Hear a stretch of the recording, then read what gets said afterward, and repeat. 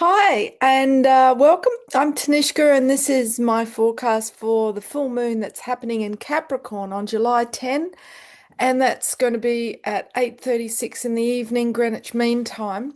But the big news today is, of course, Uranus is moving into Gemini. This is the start of a 7-year cycle. So it's moved out of Taurus, where it's been the last 7 years. So this has seen big changes in the money market, in property prices, food distribution. And now it's moving into Gemini, the first of the three air signs, which basically this is going to be when we see a big push for what is termed the Great Reset. So we're going to see, widespread digitalization really stepping up. But we can counteract that because Uranus in Gemini is about really expanding the Kundalini, which is the life force within us, within the earth, um, and through technology, through community, through communication, I mean, because Gemini is ruled by Hermes, who is the alchemist. So the sacred magician. So this is a time for transmuting um, the shadow, and for, Uranus is known as the Great Awakener. So this is about the awakening of the collective consciousness, but through the power of connection and communication. Uranus is it ushers in innovation and sudden miraculous divine intervention. So if we think about, the word apocalypsis, the Greek word, it means divine intervention. We've kind of been groomed to think it's, the end of the world, but it's in fact that moment of whether you call it ascension or, um, you know, uh, oh God, menopause brain, forgive me, can't think of the other terms. But apocalypsis is what follows Armageddon. And Armageddon means the war of opposites, which of course is happening within each of us because we're all fractals of the collective. So Uranus moving into Gemini is a real call for us to heal that war of opposites within our own vessels, like the Rainbow Warrior prophecy, the whirling rainbow prophecy, which was brought through by the Hopi, the Cree, the Navajo, and the Polynesians, as well as the Mayan people. So, um, today is also a 777 portal. We have entered the transit of Sirius. So this is when Sirius, which is 10 times larger than our sun, is closest to Earth. The zenith of that is the 8th day of the 8th month, known as the Lion's Gate. But we're being flooded with light. So not only is it the zenith of the 12-year solar maximus cycle, which is, sending loads of light plasma our way, which is illuminating the shadow for us to integrate and heal. But now we've got added to that, the light of Sirius. Now, nothing serious about it had to be said. Sorry, bad joke. So, yeah, this is a time for finding your courageous heart, a time for daring to shine brightly, and a time for humbling the ego and acknowledging your own unconscious words and actions, i.e., your shadow. So, Uranus, it will on September 6 go retrograde, so appear to be moving backwards. And then November 7, it will go back into Taurus. But then April 25 next year, boom, that's when it goes back into Gemini, and we're in it for 7 years. But we're going to start seeing the changes now. So just a little bit of Gemini can kind of, go down rabbit holes of clickbait. Being the youngest of the three air signs, it can be immature in its thinking, so be prone to gossip, or just needing to have lots of facts And of course, knowledge is not the same as wisdom.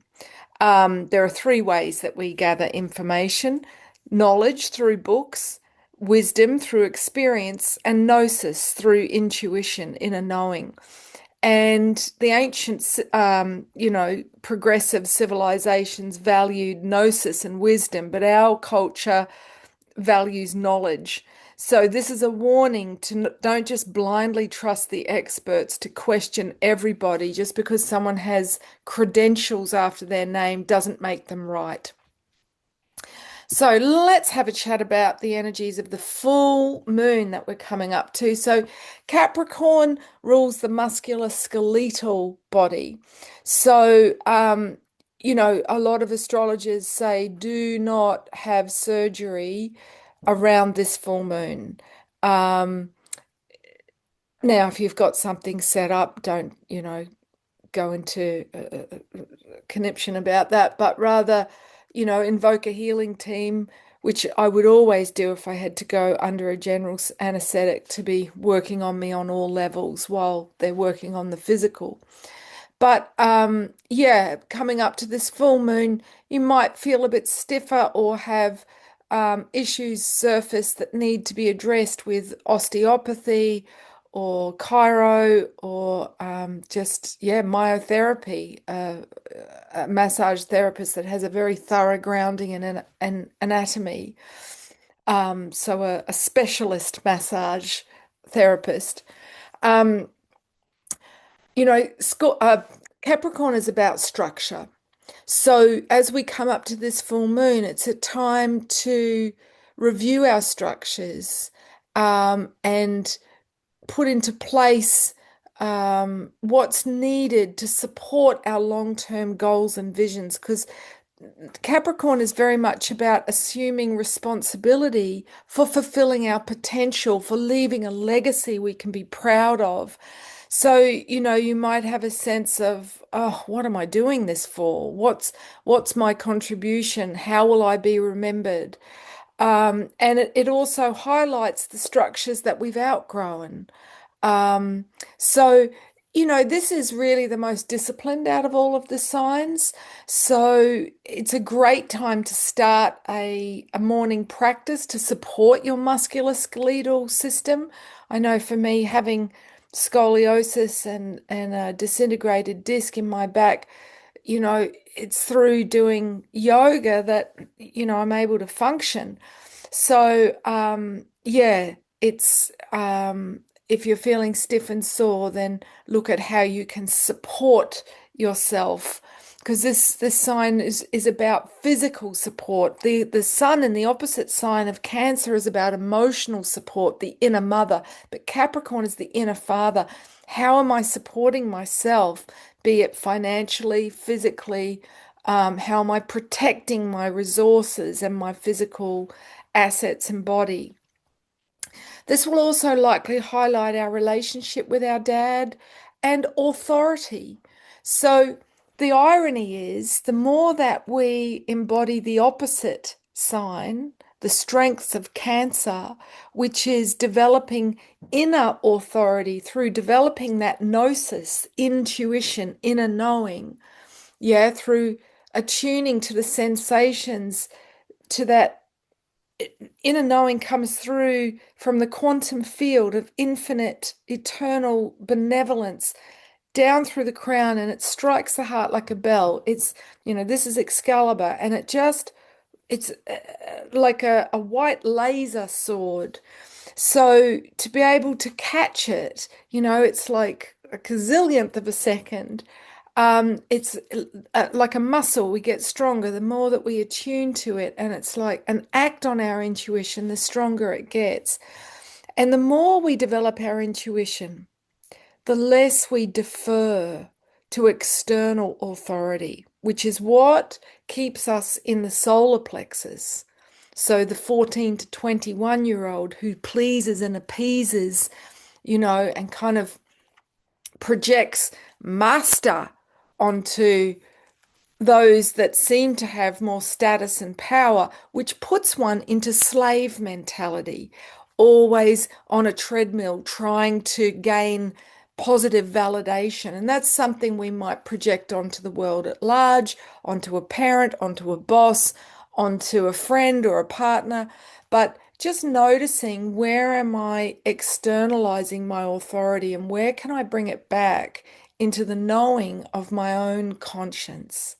Feeling, yeah, the heart, it has more neurons in it than the brain. We know that thanks to the Heart Math Institute at Yale.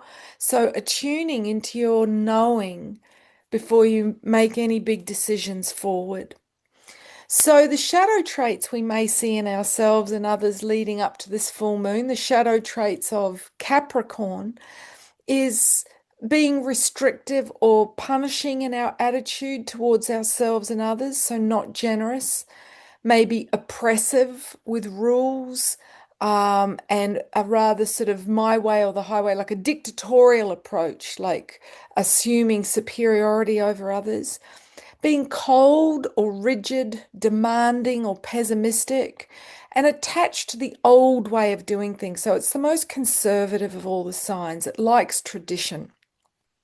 Strengths that we want to harness, the strengths of Capricorn, regardless of when you were born, which are available now to us all to harness, to utilize, is being reliable.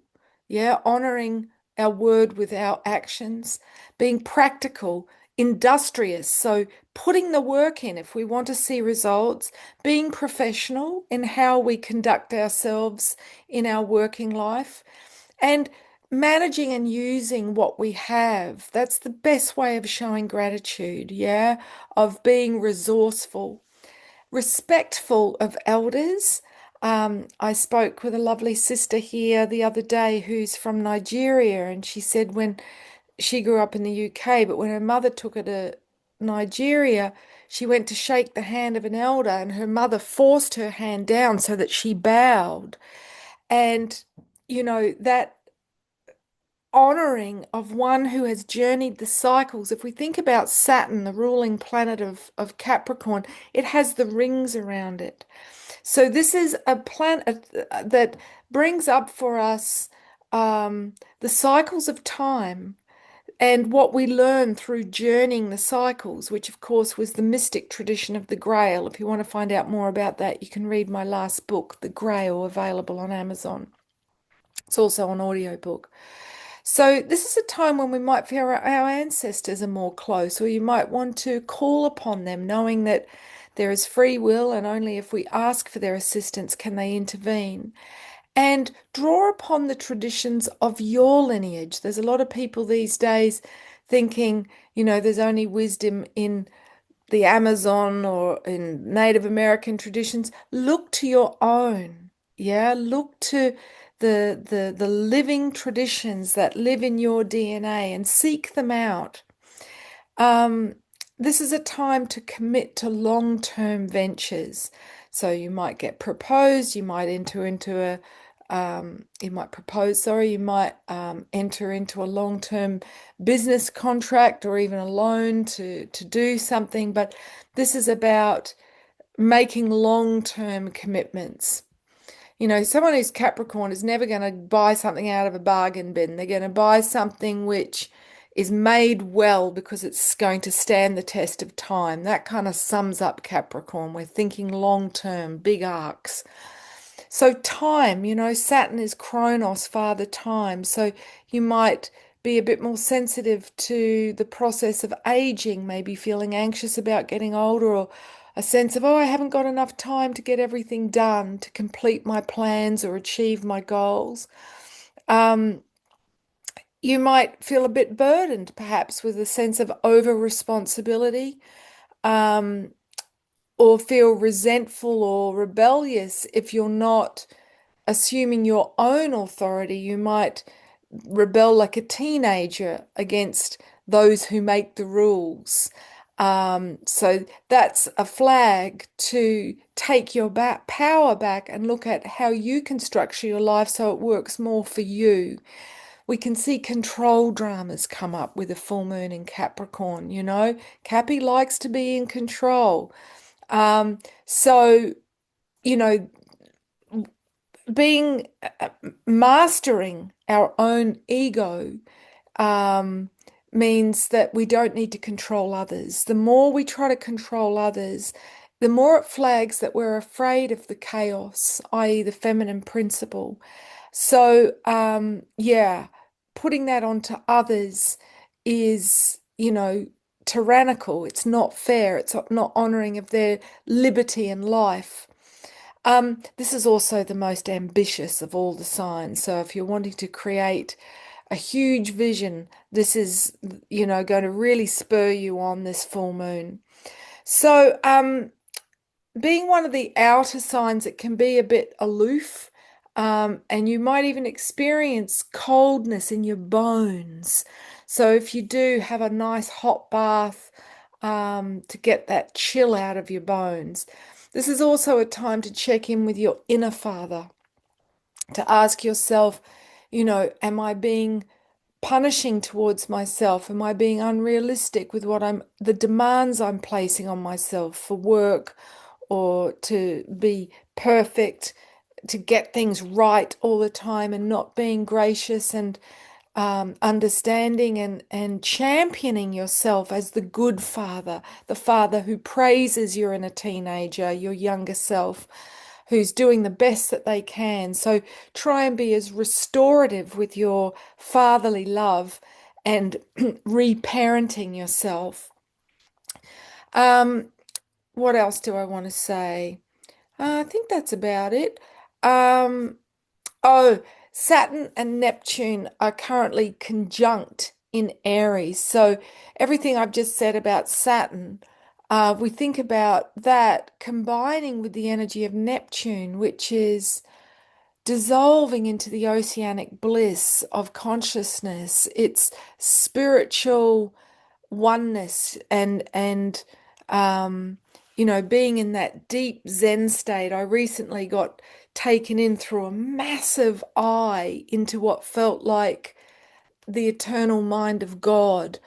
And, both of these huge outer generational planets, Saturn, planet of the cycles, and the planet that calls us to take responsibility for what we've avoided in our life, and Neptune, the planet which can go into fantasy and addiction if we're not wanting to deal with things.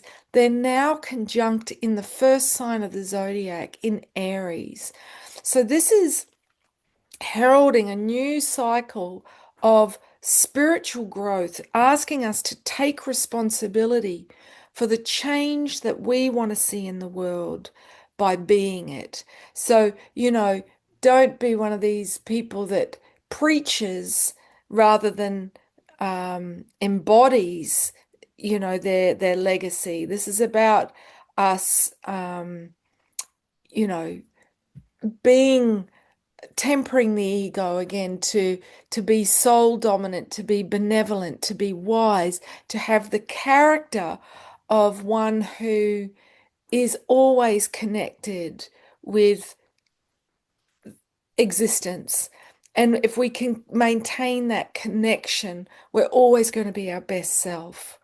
So that's my thoughts for this coming full moon in a few days. It's happening at 13 degrees, so you might want to have a look at what's aspecting 13 degrees Capricorn in your natal chart. And yeah, this is a time to step out and be seen. So it's a powerful window today, the seventh day of the seventh month, 2025. So the 25 adds up to 7. So 7 is about surrender and letting go.